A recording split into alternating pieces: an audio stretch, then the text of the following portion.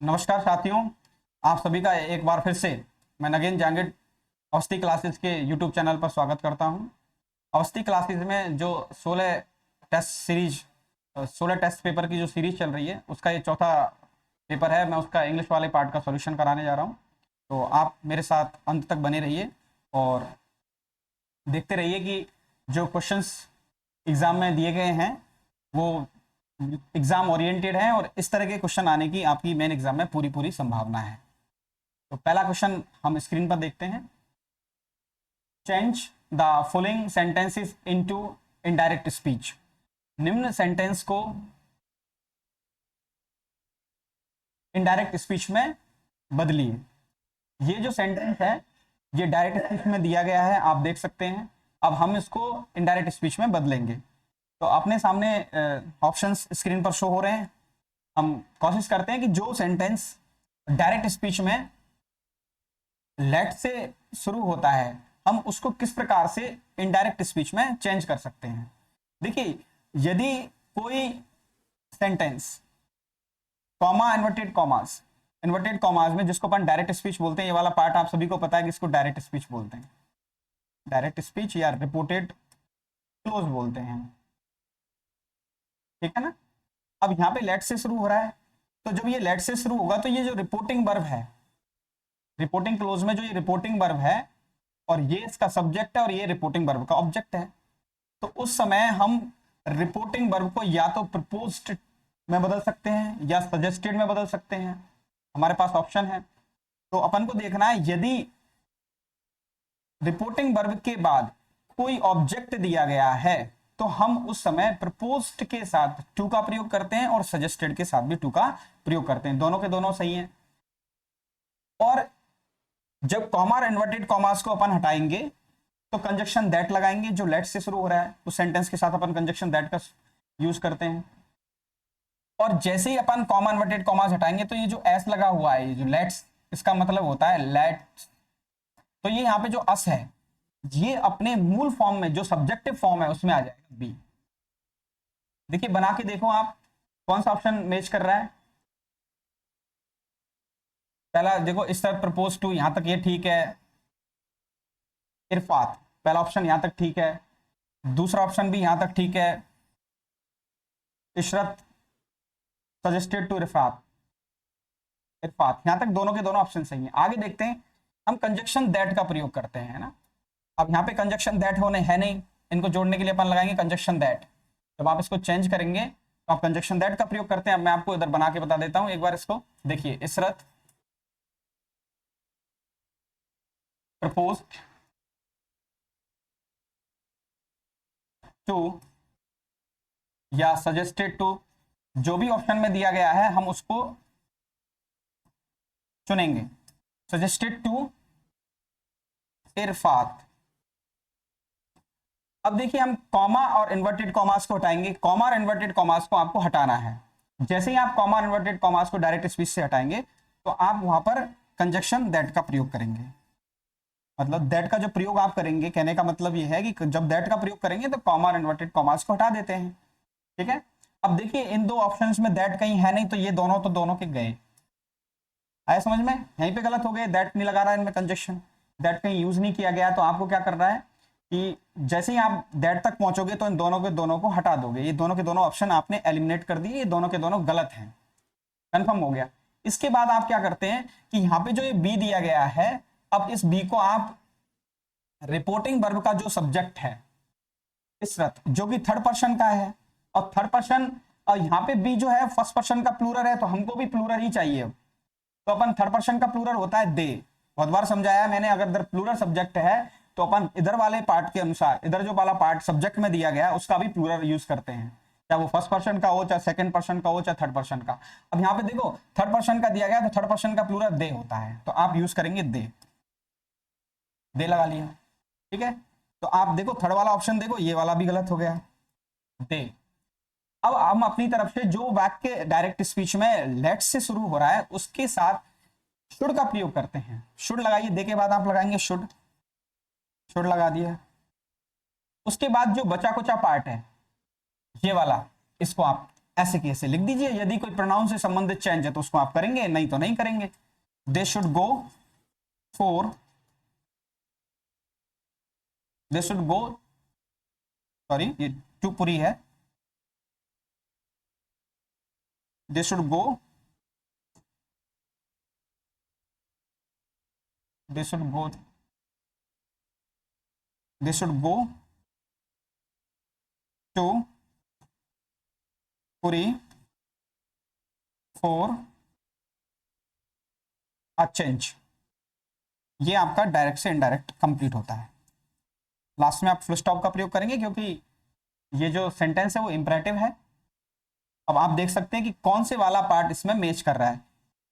ये तो यहां तक आस्क का प्रयोग होता नहीं, ये वैसे ही गलत हो गया। दो वाले पार्ट थे अपन ने देखे थे, इसके बाद अपन ने डी देखा, इस रथ प्रपोज्ड टू, प्रपोज्ड टू ठीक था या सजेस्टेड टू हो सकता है, इन दोनों में से जो भी दिया गया होगा, जो भी सही है ऑप्शन में, उसी को अपन मान लेंगे।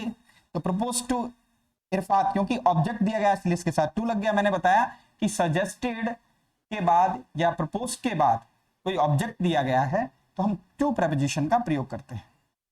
आप, मैंने बताया आप कंजक्शन दैट का प्रयोग करेंगे अगर लेट से शुरू हो रहा है डायरेक्ट स्पीच में। उसके बाद आपने इसको इसके अकॉर्डिंग बदला तो यहाँ पे दे आ गया, should go to Puri for a change. ये बिल्कुल सही ऑप्शन है। देखिए एक बात मैं आपको और समझा देता हूं, यदि आपको ऑप्शन में यहाँ पे दे नहीं होता और बी होता तो भी ये सेंटेंस बिल्कुल सही होता। मान लो कहीं पे ऐसे दे नहीं दे और आपको बी रख दे यहाँ पे, तब भी हम उसको सही मानेंगे। ये भी सही होता है, ये बिल्कुल ग्रामेटिकल सही है, और ये भी सही होता है। ये दोनों के दोनों ऑप्शन सही होते हैं। तो आपको ध्यान रखना है कि यहाँ लेट से, केवल लेट्स, लेट से शुरू हो उसी सेंटेंस को हम इस तरह से बनाते हैं जिस तरह मैंने बताया। देखिए तो इसका आंसर बिल्कुल जो करेक्ट आंसर हो जाएगा वो हो जाएगा डी। नेक्स्ट क्वेश्चन की तरफ हम बढ़ते हैं। अपना अगला क्वेश्चन क्या है, एक बार इसको समझिए। देखिए, change the following sentence into passive voice. Screen पर आप देख सकते हैं कि अगला जो क्वेश्चन है वो है पैसिव वॉइस का। वॉइस आपके सिलेबस में है और एग्जाम में 99% संभावना होती है कि नरेशन और वॉइस से एक एक क्वेश्चन आता है। तो आपको अच्छे से इसको पढ़ना भी है और आना भी चाहिए। Take the medicine. आप देखिए ये जो सेंटेंस है वो इंपरेटिव है, इंपरेटिव है, वर्ब की फर्स्ट फॉर्म से शुरू हो रहा है, ठीक है ना। यदि कोई सेंटेंस वर्ब की first form plus object plus और कुछ भी हो सकता है, dot dot dot, first form plus object complement adverbial कुछ भी हो सकता है, इससे शुरू हो रहा है इस स्ट्रक्चर से, तो इंपरेटिव होता है। तो इसका अपन को क्या बनाना है, पैसिव बनाना है। देखिए हम जब इंपरेटिव सेंटेंस का पैसिव बनाते हैं तो हमेशा हम लेट से बनाते हैं। लेट प्लस जो ऑब्जेक्ट है इसका बेसिक स्ट्रक्चर होता है प्लस बी प्लस वर्ब की थर्ड फॉर्म का प्रयोग करते हैं, फुल स्टॉप लगाते हैं लास्ट में। अगर कोई सेंटेंस इंपरेटिव है तो उसका जो पैसिव बनाने का सबसे जो बढ़िया तरीका है, जो एग्जामिनर चाहता है हमसे, वो चाहता है कि आप इसका लेट से बनाइए, ठीक है ना। तो अपन देखते हैं, you are requested to take the medicine. ये कोई रिक्वेस्ट नहीं कर रहा, प्लीज काइंडली वाले सेंटेंसेस होते हैं उनको अपन रिक्वेस्टेड से बनाते हैं, तो इसमें कोई है ही नहीं, है ना। तो ये तो गलत हो गया। Let the medicine be taken, the medicine is to be taken by you, ये गलत हो गया। Okay, the medicine must take you, ये तो ऐसे ही गलत है। अब देखिए आप इस तरह के सेंटेंसेस का पैसिव कैसे बनाते हैं। आपको ये सूत्र आना चाहिए जो मैंने यहाँ पे लिखा गया है, मेरे द्वारा लिख दिया गया है यहाँ पे, या मैंने लिखा है, एक बार देखिए। Let plus object plus be plus verb की थर्ड फॉर्म का प्रयोग करते हैं। तो देखिए इसका ऑब्जेक्ट क्या है, इस वाले सेंटेंस का ऑब्जेक्ट है मेडिसिन। ये इस वाले सेंटेंस का जो एक्टिव में दिया गया है ये इसकी वर्ब है और ये ऑब्जेक्ट है। ऐसे सेंटेंसेज में यू अंडरस्टूड होता है। आप सबसे पहले लाएंगे ऑब्जेक्ट को, सॉरी लेट से स्टार्ट करेंगे, लेट, उसके बाद आप लाएंगे लेट द मेडिसिन ऑब्जेक्ट को, लेट द मेडिसिन, इसके बाद आप लगाएंगे बी और उसके बाद आप लगाएंगे वर्ब की थर्ड फॉर्म जो यहाँ पे दी गई है। तो late the medicine be taken, late the medicine be taken, तो ये इसका पैसिव हो गया। आप इसको देखिए, अगर आपको ये समझ में आ रहा है कि जो लेट के साथ ऐसे सेंटेंसेस जो वर्ब की फर्स्ट फॉर्म से शुरू हो रहे हैं, इंपरेटिव है, तो उसका पैसिव बनाने का सबसे जो बेसिक स्ट्रक्चर होता है लेट का यूज करके हम बनाते हैं, तो ये होता है लेट के बाद आप ऑब्जेक्ट को लगाते हैं जो इसका ऑब्जेक्ट है, उसके बाद आप बी लगाते हैं और बी के बाद वर्ब की थर्ड फॉर्म का प्रयोग करते हैं। जैसे मैं आपको और कहूं, मैंने कहा ओपन द विंडो। देखिए ये भी इंपरेटिव सेंटेंस है जो मेरे द्वारा यहां लिखा गया है, ओपन द विंडो। अब देखिए यहाँ पे जो वर्ब है वो ओपन है और ऑब्जेक्ट क्या है, द विंडो, ये इसका ऑब्जेक्ट है।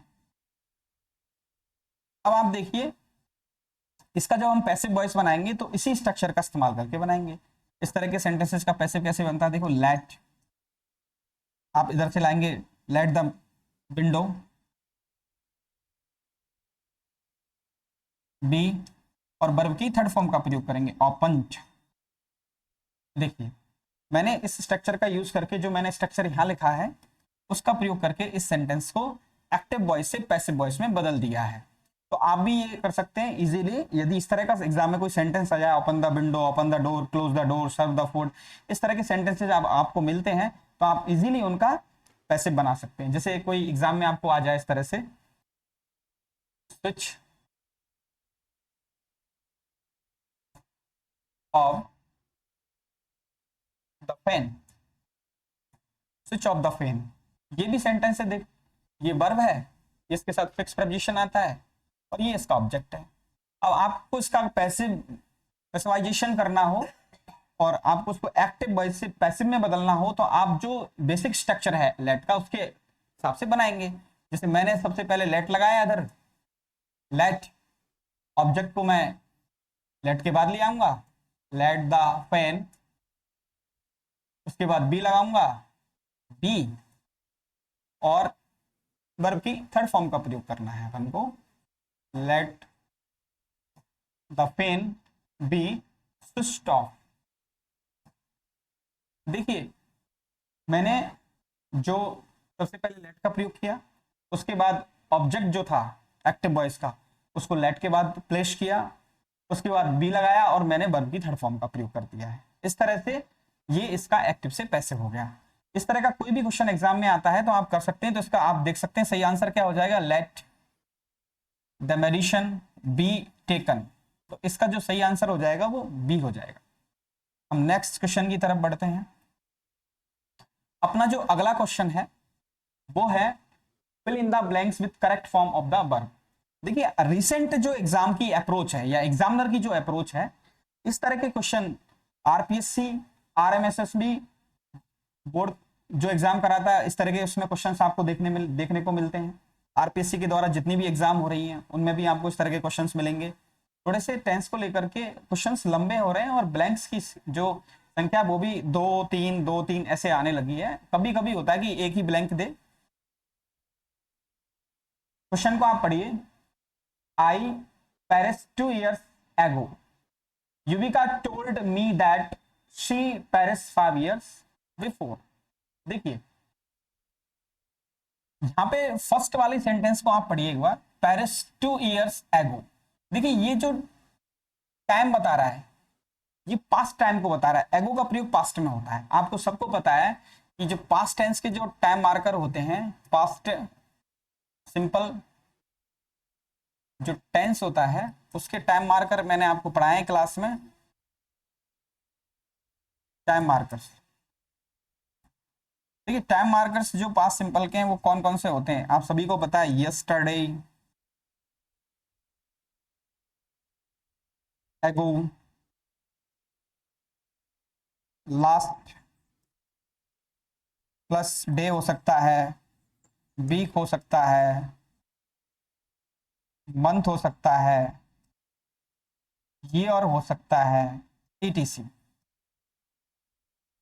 And in plus past time की बात करते हो तो इन प्लस पास्ट टाइम। यदि कहीं इन प्रपोजिशन के साथ पास्ट टाइम दे रखा हो तो वहां भी आप पास्ट सिंपल टेंस का प्रयोग करते हैं। देखिए इस वाले क्वेश्चन को आप देखो, आई पेरिस 2 years ago, इसका मतलब है कि मैं पेरिस। अब यहाँ पे सब जितने भी ऑप्शंस दिए गए हैं, लिसनिंग इनका कोई लेना देना नहीं है, आई वॉज लिस्टिंग ये गलत ऑप्शन है। हैज बीन विजिटिंग ये अपन देख सकते हैं कि एगो के साथ हैज बीन विजिटिंग आएगा नहीं, ये दोनों ऑप्शन तो ऐसे ही अपन इजीली हटा सकते हैं। अब बात आती है इन दो ऑप्शंस की, अब इनको देखना है अपन को, ये सब बच्चे कर लेते हैं, इतना तो सबको आता है कि ये ऑप्शन नहीं आएगा। आपको जैसे ही आप एगो करेंगे तो देखेंगे कि ये जो एक्शन है, जो पास्ट टाइम में जो एक्शन हुआ है उसका समय बता रहा है। क्या बता रहा है? टाइम। देखिए प्रेजेंट परफेक्ट टेंस और पास्ट सिंपल टेंस में एक्शन जो होता है वो पास्ट टाइम में ही होता है। But if you want to express the time of a past activity you use past simple tense, while if you want to express the result of a past activity you use present perfect tense। लेकिन यदि आप, मैं इसको आपको हिंदी में translate करके बताता हूं जो मैंने इंग्लिश में बोला है। यदि किसी पास्ट एक्टिविटी का आप समय बताना चाहते हैं कि कब हुआ है तो आप सिंपल पास्ट टेंस का प्रयोग करते हैं, और यदि किसी पास्ट एक्टिविटी का आप रिजल्ट बताना चाहते हैं तो आप प्रेजेंट परफेक्ट टेंस का प्रयोग करते हैं। तो आप देख सकते हैं यहाँ पे टाइम दिया हुआ है, वो टाइम पूछ रहा है कि मैंने पेरिस को 2 साल पहले विजिट किया, तो समय बता रहा है, हुआ तो पास्ट में एक्शन है, तो आप यूज करते हैं उसके साथ पास्ट सिंपल टेंस, विजिटेड। ये इसका कंसेप्ट है। और Yuvika told me that she Paris 5 years before. अब देखिए इसको अपन को समझना पड़ेगा। जरूरी नहीं है कि आप जब पास्ट परफेक्ट टेंस पढ़ रहे होते हैं तो हर जगह आपको बिफोर आफ्टर दे दिया हो और वो आपसे पास्ट परफेक्ट भरवाए, ऐसा तो जरूरी नहीं होगा। देखिए मैंने आपको क्लास में बताया कि जो एक होता है पास्ट और एक होता है प्री पास्ट। प्री पास्ट देखिए पास्ट के लिए अपन यूज करते हैं वर्ब की सेकंड फॉर्म, और प्री पास्ट के यूज करते हैं अपन हेड प्लस वर्ब की third form, head plus verb की थर्ड फॉर्म। अब ये आप पूछेंगे सर कि ये पास्ट क्या है और प्री पास्ट में क्या अंतर है? तो पास्ट का मतलब होता है जो एक्शन पास्ट में हुआ है, और प्री पास्ट का मतलब ये होता है कि जो एक्शन पास्ट से पहले हो गया है। कहने का मतलब ये है कि अगर मैं कहूं the train had left the station when I reached there, when I reached, तो ट्रेन स्टेशन से जा चुकी थी जब मैं स्टेशन पहुंचा, रवाना हो चुकी थी, तो आप पास्ट में पहुंचे। आप ये बात, अगर आप जैसे ट्रेन का टाइम तो 7 बजे का था, यदि ट्रेन का टाइम 7 बजे का था फिक्स और आप स्टेशन पहुंचे 7:02, तो डिपार्टेड टाइम 7 बजे का था, ट्रेन तो 7 बजे निकल गई और आप 7:02 पे पहुंचे, और यही बात आप 8 बजे कर रहे हैं, किसी को बता रहे हैं कि ऐसा हुआ मेरे साथ। तो आप ये बात तो प्रेजेंट में कर रहे हैं लेकिन एक्शन दोनों पास्ट में हुए। आप जो पहुंचे तो भी पास्ट था 7:02 पर, और उससे पहले ट्रेन का जाना भी प्री पास्ट था। तो प्री पास्ट जो होता है मतलब कोई कार्य पास्ट से पहले हो गया था, उसको बोलते हैं अपन प्री पास्ट। ओके, तो आप यहां समझिए एक बार, Yuvika told me that she Paris 5 years before. Yuvika ने मुझे बताया कि उसने पेरिस को 5 साल पहले विजिट किया था। तो 5 साल पहले विजिट किया था, इसका मतलब ये है कि उसने बताया बाद में है, विजिट पहले कर लिया, तो इसका मतलब ये वाला जो एक्शन है ये प्री पास्ट में हुआ और ये पास्ट में हुआ है। ओके, टोल्ड मी, तो एक्शन पहला कौन सा हुआ है? ये वाला। तो पास्ट से भी पहले जो एक्शन हुआ है उसको किस में लिखते हैं अपन? प्री पास्ट में। तो देखिए ऑप्शन हैड विजिटेड, इसमें आएगा हैड विजिटेड। ये एक्शन आपके कहने से पहले हो गया है, ठीक है ना, आप पहले विजिट करके आ गए, आपने बाद में किसी को बताया है, ठीक है ना। तो इसके साथ जो आंसर आएगा वो आएगा सी, ठीक है।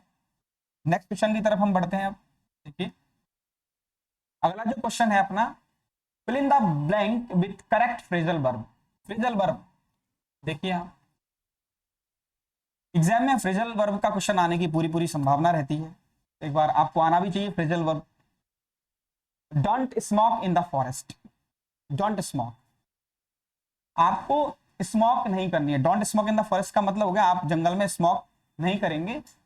Fyers easily at this time of the year, fires का मतलब आग, easily at this time of the year, कि वर्ष के इस समय जंगल में आसानी से आग लग जाती है ना, या आग पकड़ लेती है।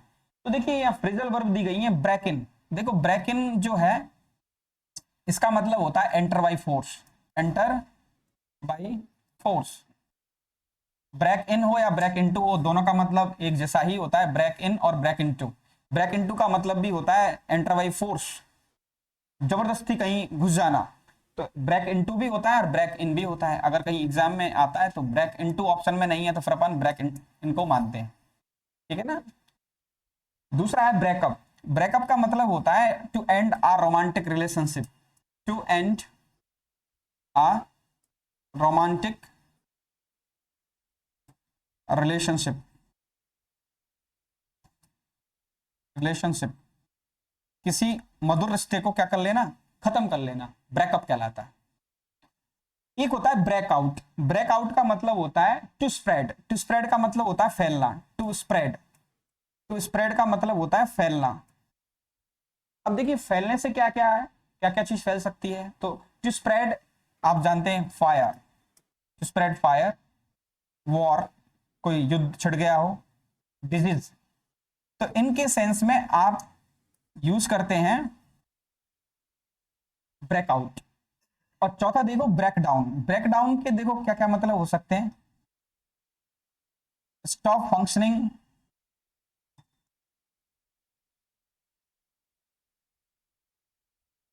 Stop functioning of a machine. किसी मशीन के द्वारा काम करना बंद कर देना स्टॉप फंक्शनिंग हो सकता है। और दूसरा मतलब हो सकता है इसका ब्रेकडाउन का emotionally collapsed, emotionally, emotionally collapsed, किसी का भावनात्मक रूप से टूट जाना, ठीक है ना। जैसे मैं कहूं लास्ट नाइट या last evening the thief break या broke in my house and stole some money. अगर मैं कहूं ब्रेकअप, ब्रेकअप का मतलब है किसी के साथ आपने संबंध तोड़ लिया है, जैसे Ram had broken up with Rama. Breakout का मतलब होता है किसी आग का, बीमारी का या वॉर का फैलना। इसके बाद है ब्रेकडाउन। ब्रेकडाउन का मतलब होता है stop functioning. Okay, if I say the engine of my car broke down on my way to Delhi. जब मैं दिल्ली जा रहा था तो मेरे कार के इंजन ने रास्ते में काम करना बंद कर दिया। और इसका मतलब होता है इमोशनली कोलैप्स्ड। दूसरा मतलब होता है, ये इसका पहला है, दूसरा क्या होता है, emotionally collapsed. She broke down when she was explaining to the court. जब वो कोर्ट को चीजों को एक्सप्लेन कर रही थी तो वो इमोशनली रूप से टूट गई। तो देखो इसमें जो सही आंसर है, अब देख लो आपको समझ में आ जाएगा, इसका जो आंसर होगा वो होगा break out. Okay, breakout, fires breakout. Okay, चलिए नेक्स्ट चलते हैं अपन। अपना अगला क्वेश्चन है the Kenyan team proved to be the dark horse in the ICC World Cup cricket. The underline idiom phrase means. देखो ईडियम फ्रेज ये वाक्यांश बोल सकते हो, उसको मुहावरा बोल सकते हो आप। तो ये वाक्यांश दिया गया है जो अंडरलाइन है, इसका क्या मतलब है। देखिए डार्क हॉर्स का मतलब होता है अनएक्सपेक्टेड विनर। देखिए अनएक्सपेक्टेड विनर, अनएक्सपेक्टेड टैलेंट। यदि कोई व्यक्ति, आप किसी के बारे में जानते नहीं है, ऐसा लगता है आपको कि किसी से बातें नहीं करता, चुपचाप पढ़ने आता है, ना कोई क्वेश्चन करता है, और पता लगता है रिजल्ट आता है लास्ट में और उस टॉप कर जाता है, हम सोच रहे हैं बिल्कुल कमजोर है, कुछ ऐसे नहीं है। तो केनियन टीम यहाँ पे क्या, Kenyan team proved to be the dark horse in the ICC World Cup cricket. ICC World Cup cricket में जो केनियन टीम है उसने अपने आप को, डार्क हॉर्स का मतलब होता है अनएक्सपेक्टेड विनर। किसी ने नहीं सोचा था कि केनियन टीम इतना अच्छा करेगी और मैच जीत जाएगी। तो यहाँ पे इसका जो आंसर हो जाएगा वो अनएक्सपेक्टेड विनर हो जाएगा, ठीक है ना।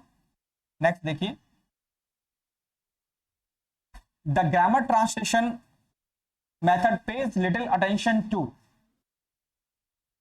देखिए ग्रामर ट्रांसलेशन मेथड जो है ओल्डेस्ट मेथड है, ये ओल्डेस्ट मेथड है, आप सब जानते हैं।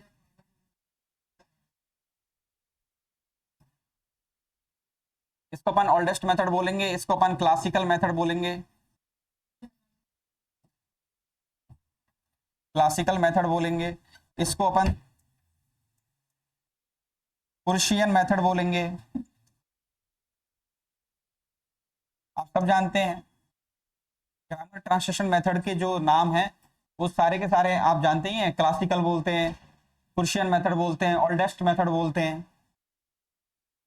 देखिए ग्रामर, इसमें क्या क्वेश्चन दिया है, the grammar translation method pays little attention to. Little का मतलब होता है कोई अटेंशन ही ना हो उसमें, लिटिल का मतलब नेगेटिव होता है कि किस चीज पर ग्रामर ट्रांसलेशन मेथड पर किस चीज पर, निम्न में से किस चीज पर ग्रामर ट्रांसलेशन मेथड में कोई ध्यान नहीं होता है, उस पर कोई अटेंशन नहीं होता है।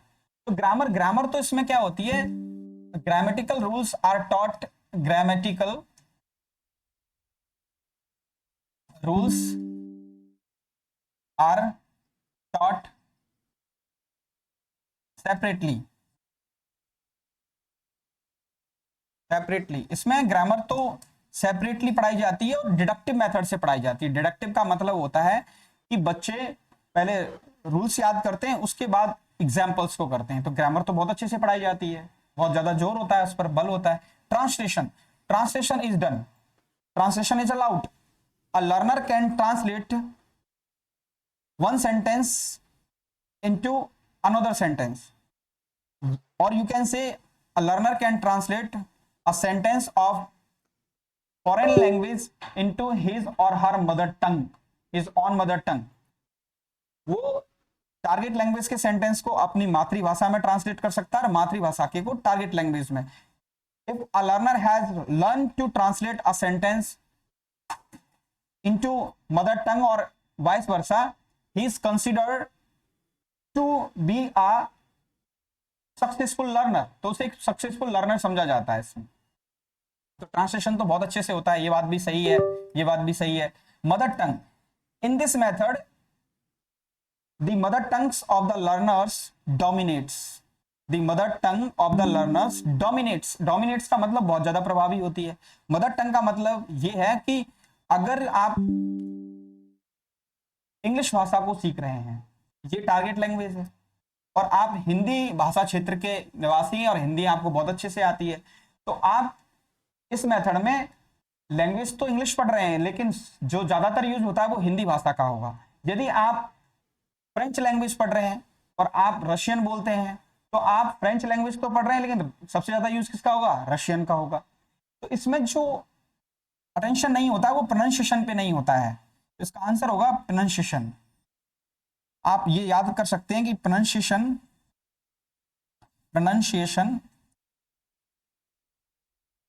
is given little attention or you can say no attention